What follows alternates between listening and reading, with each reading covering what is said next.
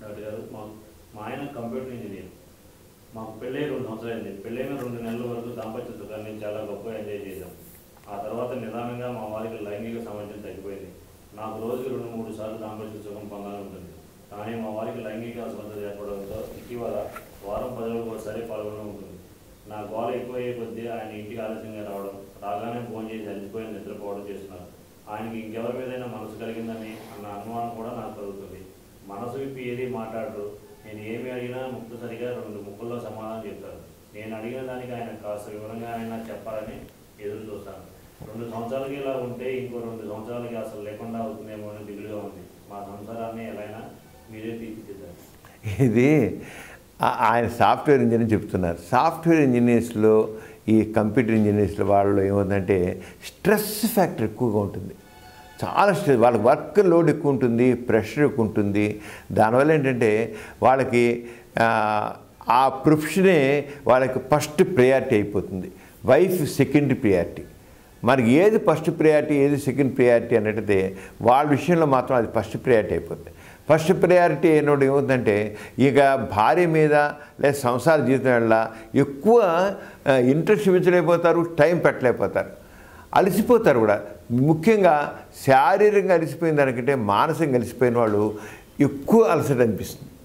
శారీరక అలసట వచ్చినకోండి కొద్దిగా ఎక్కువ ఓపిక వచ్చేస్తుంది, మళ్ళీ కావాలంటే మూడు వచ్చినకోండి ఒక శారీరక బాగా అలసిపోయాను నేను ఇప్పుడు ఏమీ చేయలేని అనుకున్నాడు ఒక మంచి అందమైన అమ్మాయి కనబడి రంజుగా ఉన్నట్లయితే వెంటనే ఎక్కడలేని మూడు వచ్చేస్తుంది, ఈ అలసట ఎగిరిపోతుంది. అదే మానసికంగా అలసిపోయినవాడైతే మాత్రం ఎలాంటివైనా సరే ప్రేరణ కలిగినా సరే ఏమి స్పందించకుండా అవుతాయి. అంటే మానసిక అలసట అనేది మనిషిని బాగా కొంగదీస్తుంది. శారీరక అలసట కంటే మానసిక అలసట సెక్స్ మీద బాగా ప్రభావం చూపిస్తుంది.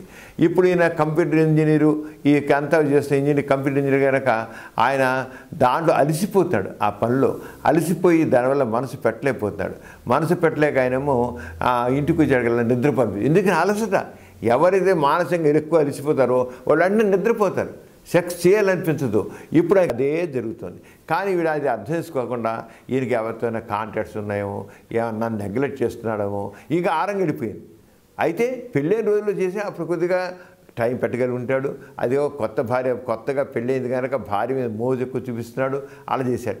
ఇప్పుడు మరి కొంతకాలం పోయాక అడ్జస్ట్మెంట్ వచ్చేసింది, ఇంకా పర్వాలేదులే అన్నారుగా.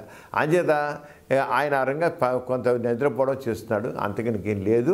వాళ్ళ ఆయన్ని ఆవిడ సస్పెక్ట్ చేయడం అనవసరం, ఏ రకంగా సస్పెక్ట్ చేయొద్దు. ఆయన ప్రొఫెషన్ అది, ఆ ప్రొఫెషన్ అలా ఉంటుంది. అయితే ఇలాంటి వాళ్ళు కూడా మనం వాళ్ళ యొక్క దాంపత్య జీవితాన్ని ఏ రకంగా మధురంగా మలుచుకోవాలి అనేది తెలుసుండాలి.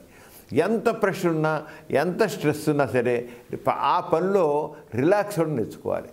రోజు ఇప్పుడు పని చేస్తున్నారు కానీ మధ్యలో 2 అవర్స్కి ఒకసారి ఒక 5 నిమిషాలు 10 నిమిషాల సేపు లేదా పావుగంట ఒకసారి మన రిలాక్సేషన్ టెక్నిక్స్ అంటమాట. అంటే ఎవరైతే బాగా ప్రశ్న ఉందనుకోండి ఒక 10 నిమిషాలు మధ్యలో మనిషి కళ్ళు మూసి ప్రశాంతంగా ఉండడం, ఉంచుకుని ఏదో ప్రశాంతంగా ఊహించుకోవడం, ఒక మంచి ఫ్యాంటసీలోకి వెళ్ళడికల్లా స్ట్రెస్ ఒక్కసారి బ్రేక్ అయిపోతుంది. దాని స్ట్రెస్ని బ్రేక్ చేయాలి. వాడు ఉంటారు, కూర్చుంటారు సముద్రంలో సముద్రంలో ఉన్న సముద్రం ఒడ్డున ఉన్నాను, అక్కడ అలలు అలా పడుతున్నాయి, పైన పక్షులు వెళుతున్నాయి, నీలాకాశం చాలా రమ్యంగా ఉంది. అలాగా ఆ మనసుని ఉల్లాసపరిచి చక్కగా ఉంచేదే గుర్తు. అలా అయితే ఒక పువ్వు తోటలోకి ఉన్నాను నేను, ఆ పూతో గులాబీ తోటలో ఉన్నాయి, మల్లెలు ఉన్నాయి, సంపెంగలు ఉన్నాయి, అబ్బా సువాసనతో అద్దెలుతుంది అన్న ఫీల్ పెట్టుకోండి. ఏ స్ట్రెస్ ఉందో అంతవరకు ఆ 2 అవర్స్ బిల్డప్ అయిందో అది బ్రేక్ అవుతుంది. చాలామంది ఏం చేశారంటే వాళ్ళు స్ట్రెస్ని బ్రేక్ చేయడం తెలియక దాన్ని అలాగే కొనసాగిస్తుంటారు. ఆ స్ట్రెస్ని బ్రేక్ చేయడం నేర్చుకోవాలి. అంచేత ఇప్పుడు ఈయన భర్త ఆ రకంగా స్ట్రెస్ని బ్రేక్ చేసినట్లయితే చక్కగా మళ్ళీ ఉండగలుగుతాడు.